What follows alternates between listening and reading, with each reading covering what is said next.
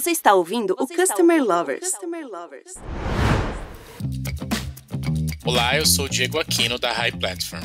Olá pessoal, eu sou o Leonardo, Head da High Academy, a primeira escola de Customer Experience do Brasil. Customer Centric é uma prática de centralização das estratégias corporativas no cliente e suas necessidades. Isso significa não só oferecer um ótimo serviço a ele, mas possibilitar também uma ótima experiência durante toda a jornada de compra.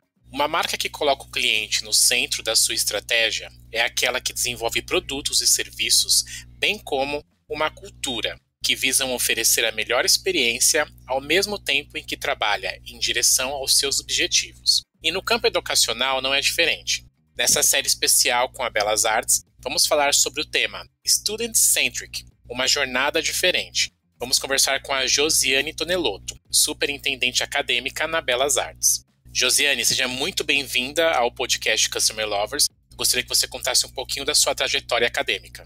Olá, Léo. Olá, Diego. Bem, eu sou psicóloga de formação e depois, na sequência, tive uma experiência muito grande como pesquisadora, como professora e também, ao longo do tempo, me tornei uma executiva na educação superior. Tenho um conhecimento qualificado na área de estatística também, com medidas e avaliações, então tenho uma curiosidade legítima por pesquisas sobre comportamento e, sobretudo, aprendizagem por conta da minha área, né? Vim da aprendizagem infantil, mas trabalho hoje com aprendizagem de adultos, porque já estou há muito tempo na educação superior. Gosto muito de tecnologia e tenho trabalhado também com tecnologia em favor da educação na formação de professores, e tem sido um grande desafio trabalhar na Belas Artes, em que eu tenho que conciliar a vida dos estudantes com toda a parte artística, mas tenho que pensar em estratégias que são extremamente objetivas para que eu consiga acompanhar o desenvolvimento desses estudantes e garantir que ele adquira as competências que ele precisa ao longo da sua formação. Então, um pouco disso que eu tenho feito, tenho estudado e tenho trazido para Belas Artes essa minha experiência com avaliação, com mudança na gestão acadêmica, mas em favor da formação do aluno em relação ao que ele precisa para vencer, né, em economia criativa, voltado para empreendedorismo, enfim, daquilo que ele vem buscar na escola. Muito bom, Josiane. E vamos começar com um conceito básico aqui. Na sua opinião, qual a diferença entre o aluno e o cliente? Bem, eu considero que o aluno ele é um cliente, porém um cliente de um produto que adquire um produto muito especial. Diferentemente de quando você compra algo e leva para sua casa e imediatamente observa se existe algum defeito, se existe alguma dificuldade no uso, né, que é algo imediato. Um estudante é um cliente que compra um produto que vai ser entregue a ele entre 2 e 6 anos, se a gente pensa na educação superior como um todo. Então, ele só tem o final da entrega desse produto ao longo de um período muito grande. E é como se ele comprasse, né, um passaporte para o seu futuro. E quem é o responsável por elaborar e fazer os vistos desse passaporte é a instituição de ensino. Ele é alguém, sim, que deve ser sempre o centro do processo, né? Ele não pode ser considerado à parte ou à margem, então, por isso, os conteúdos não são o centro, e sim as necessidades do aluno, mas como um cliente muito especial. Então, eu vejo a educação como um setor, vamos dizer, da indústria, mas que é muito especial, porque a entrega que ela faz, a educação faz, é muito diferenciada, na minha opinião. Então, ficamos com o cliente provando, né, este produto durante muito tempo, né? Então, tem uma experiência dele, uma experiência de aprendizagem que é extremamente relevante.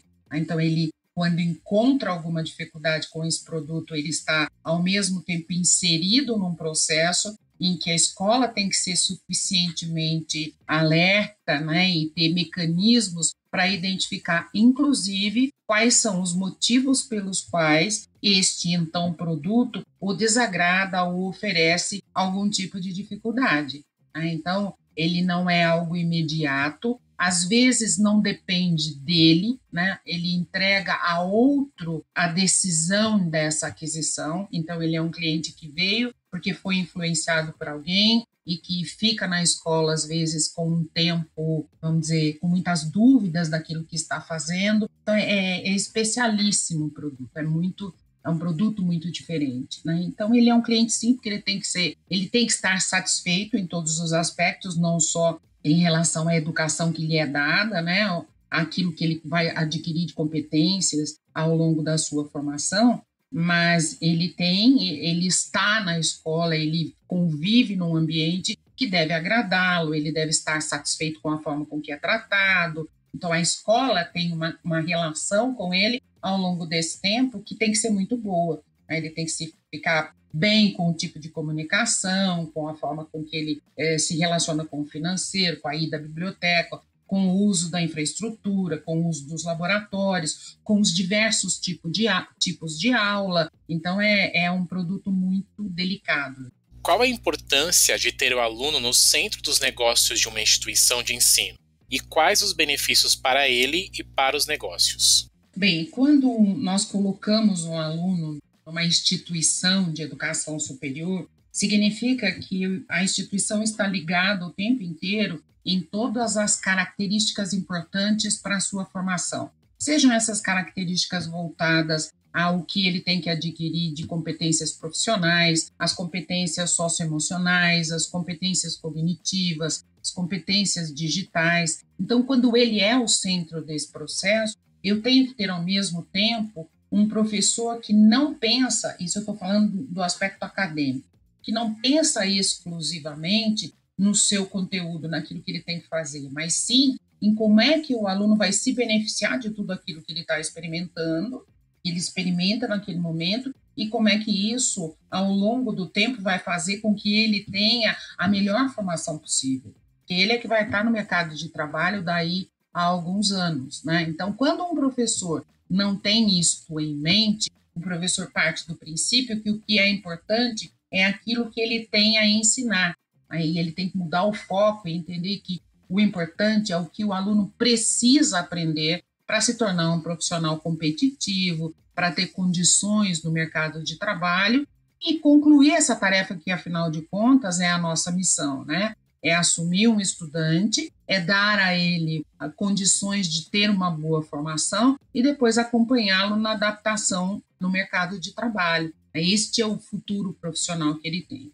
E, ao mesmo tempo, em outros aspectos, quando a instituição coloca o estudante no centro de tudo, como ele é prioridade para atendimento, ela traça com ele, né, um caminho que é conjunto, né? Você faz uma aliança com este aluno. Ele sabe que, de fato, ele pode contar, ele pode se apoiar em todas as estratégias que a escola utiliza. Então, quando ele se sente, quando ele é o centro de tudo, eu, sem dúvida, tenho um estudante mais feliz, que desiste menos do curso, que demora muito mais para, vamos dizer, para se sentir infeliz ou mostrar isso, porque ele já está sendo atendido, ele não precisa dizer que ele não está bem com determinada coisa. A própria instituição, por meio dos seus mecanismos de investigação, já identificou isso, né? Então, eu acho que você forma melhor o aluno, o mercado ganha, a instituição ganha, o aluno ganha, a família também ganha, quando você mostra o leque de oportunidades que você tem de informação.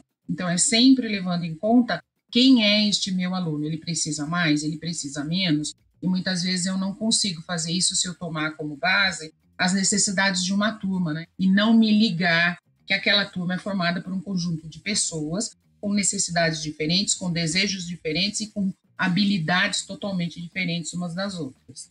Josiane, quais estratégias a Belas Artes aplica para manter o aluno no centro do negócio? Ou seja, para manter toda essa estratégia que você acabou de comentar de forma prática?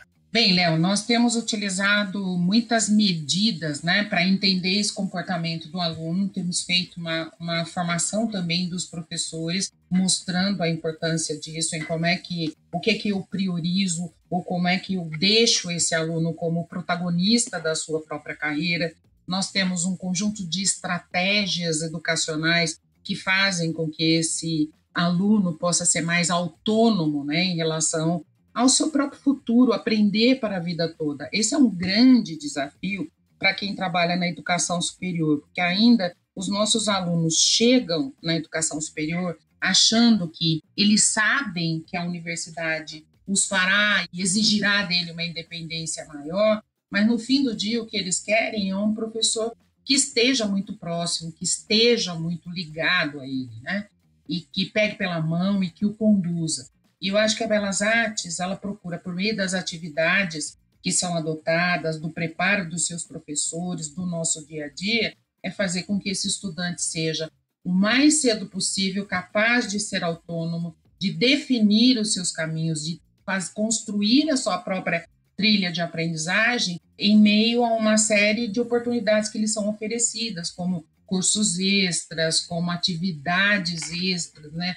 Nós temos aí algumas semanas que procuram, já logo desde o início da entrada do aluno na escola, aproximá-lo do mercado de trabalho. Existe uma conversa constante com o mercado, né? Então, à medida que eu faço isso, eu torno esse aluno capaz de tomar mais decisões. Eu dou maiores condições para que ele seja autônomo e para que ele seja independente. Temos como exemplo, um projeto chamado BI em Cena, que eu acho um dos nossos melhores projetos, e consiste em quê? Em trazer, ele é um programa voltado, consiste em aulas semanais, às vezes 2, às vezes até 3, com pessoas fora da grade curricular, então é uma atividade extracurricular, em que artistas, né, e pessoas do meio cultural, produtores e tal, aparecem e dão uma aula para os nossos alunos, contando da sua própria experiência, falando das dificuldades que encontraram, das alternativas que acharam ao longo da sua carreira. Então, acho que isto faz com que o aluno ele saia daquele lugar simplesmente que é o de receber instruções em disciplinas, mas que ele comece a ter críticas sobre o mundo que ele escolheu. Né? Então, ele busca alternativas e ele entende com exemplos, com trocas, né? E nós já recebemos muitos atores e atrizes maravilhosos que vêm e contribuem muito. É um projeto que eu considero vencedor e que eu não conheço nenhum projeto nas escolas de artes que eu conheço do Brasil, né?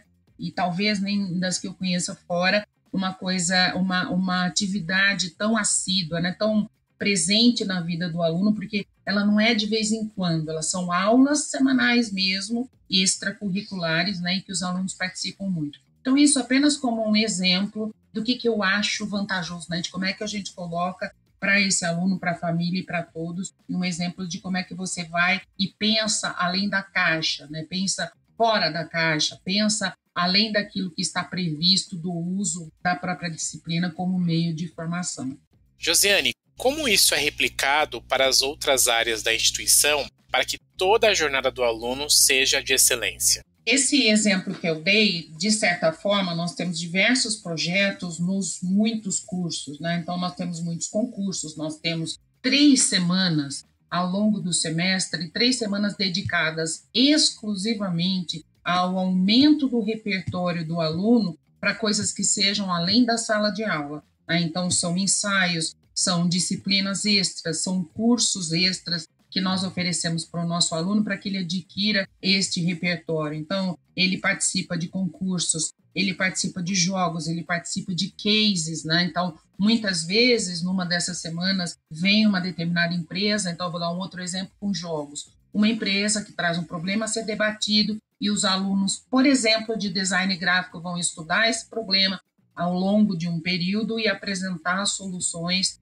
lá na outra semana destinada a isso. Então, são práticas fora da sala de aula. Isso especificamente para gráfico. Para arquitetura, nós temos outras propostas, muitas vezes projetos, muitas vezes o encontro com instituições externas. Nós temos, neste momento, um escritório, né, de arquitetura italiano bastante influente, que traz e faz semanalmente também uma interação com os alunos e mostrando um pouco disso fora. São escritórios que têm representatividade mundial. Então, a Belas Artes se preocupa muito em fazer com que este aluno seja o executor, que ele entre em contato logo no início do curso com as coisas que ele pode fazer, aproximando-o da profissão e, ao mesmo tempo, que a gente traz o mercado para dentro da escola. Porque na área da economia criativa é muito importante que a gente torne este aluno empreendedor.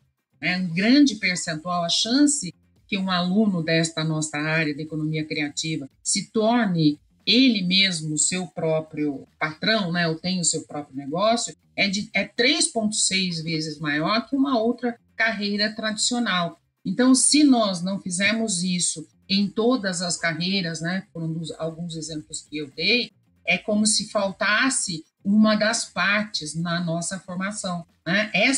Todas essas áreas que trabalham com produção de cinema, com vídeo, com livro, com softwares, com games, com cinema, com música, todas elas são muito dependentes dessa veia empreendedora e nem todo aluno consegue isso. Aliás, isso é um problema do brasileiro, que é muito criativo, mas ele não é tão empreendedor quanto criativo. É uma das grandes barreiras que nós temos hoje, né? O Brasil é um país de criativos, mas não necessariamente de empreendedores. Haja visto o nosso número de patentes no país. Ele é muito baixo. Então, o que a gente quer é que essas ideias não sejam só ideias, mas que elas possam efetivamente se tornar em produtos e que esses produtos sirvam de meio, né, como meio de vida, como meio de trabalho, como meio profissional para os nossos estudantes e que eles sejam bem-sucedidos nisso.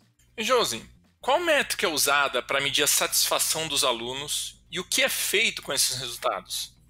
Eu tenho algumas pesquisas que são chamadas pesquisas de engajamento, algumas coisas inspiradas no que existe fora do Brasil e algumas coisas da nossa própria criação na escola, em que a gente pode acompanhar. Então, eu sei como é que esse aluno como é que ele está entendendo e respondendo às atividades que são propostas, às provas, à avaliação, se ele gosta ou não dos professores. Então, são diversas medidas. Algumas são usadas todo semestre, algumas são usadas 2 vezes ao semestre, algumas compreendem até ex-alunos, para que a gente possa entender o que aconteceu lá atrás, não repetir alguns erros, e essas medidas são sempre trabalhadas com os coordenadores. Então, existe uma análise muito grande, potente desses dados, nós transformamos isso em dados de consumo, na verdade, transformamos esses dados em informações, que são devolvidas para os coordenadores e podem aí fazer os ajustes necessários.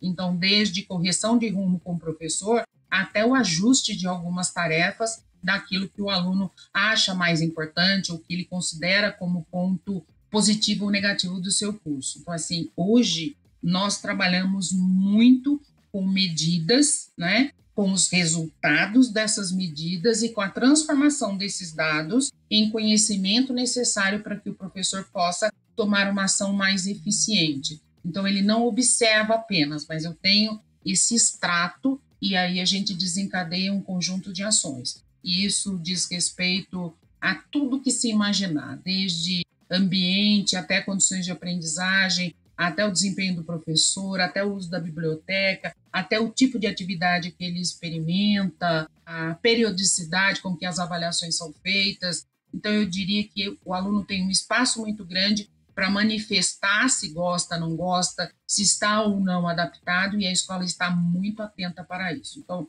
tenho pesquisa de engajamento, pesquisa de avaliação do docente, pesquisa de avaliação do próprio ambiente, pesquisa. No ano passado, nós fizemos 5 pesquisas ao longo do ano para conhecer um pouco de como os nossos alunos estavam se sentindo ao longo da pandemia. E foi valiosíssimo, porque nós mudamos uma série de estratégias de aula, inclusive, baseados nos sentimentos que os nossos alunos traziam, né? Então, saber se ele está se sentindo mais isolado, se ele está deprimido ou não. Então, temos aí diversas análises de clusters, né, com comportamentos definidos, o que eu espero do aluno que tem este tipo ou este padrão de comportamento. Isso nos ajudou a criar atividades, a remodelar algumas estratégias de aula já, vamos dizer, consagradas, ou que a gente usava dando espaço para isso, a incentivar que os nossos professores tivessem um espaço nas suas aulas para que os alunos pudessem falar da pandemia. Eles nos pediram isso, né? Então foram diversas coisas, pesquisas sobre nestas mesmas pesquisas sobre as condições de saúde, se estavam procurando fazer exercício físico ou não. Isso possibilitou que fizéssemos uma série de palestras sobre bem-estar, sobre como melhorar a qualidade de vida dos nossos alunos, e eu acho que nos ajudou muito. Eu acredito muito na força e a transformação dos dados em informação tem, né? Então, eu posso agir com muito mais segurança quando eu tenho esse conjunto de dados e de informação na sequência.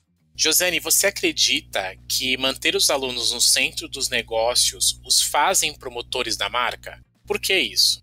Porque eu acredito que sim, ele é o centro, ele leva para sempre, né? Eu estou acabando agora de fazer um trabalho com os ex-alunos e vejo quão grande é a ligação que eles têm com a marca Belas Artes. Então, quando o aluno sai satisfeito, ele é capaz de recomendar a escola, eu acredito que para pelo menos 5 ou 6 outros alunos que vêm, né, por intermédio do retrato bom que ele faz com a escola.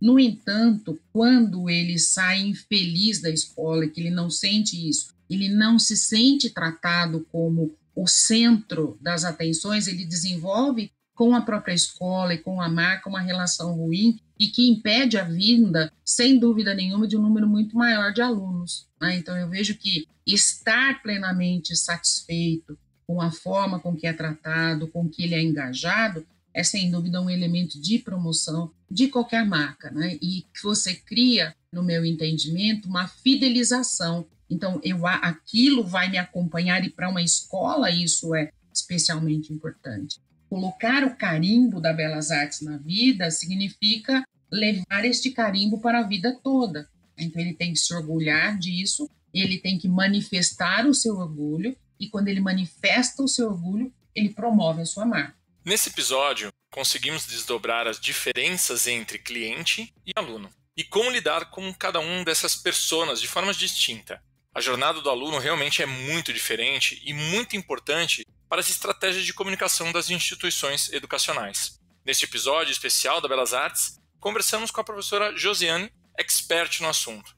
Obrigado, Josiane, por compartilhar a sua visão do mercado educacional com os nossos ouvintes. E agora eu gostaria que você passasse uma mensagem final para eles. Obrigada, Léo. Obrigada, Diego. Eu tenho trabalhado muito com pais e com os próprios estudantes que muitas vezes têm muitas dúvidas a respeito das escolhas que fazem em relação a essas profissões que estão mais ligadas à economia criativa. Muitos pais chegam em conversas que nós vamos mantendo ao longo do tempo com a dúvida se o filho vai conseguir ter um bom desempenho profissional, né, em relação a ter um retorno financeiro quando escolhe um curso, por exemplo, de cênicas ou um curso de música. E a conclusão que eu chego é que são apresentados para profissionais dessas áreas, que nós já falamos, né, neste tempo todo, cinema, vídeo, produção de tudo que diz respeito a design, tudo que diz respeito à arquitetura, até a softwares, né, hoje é considerado nesta área.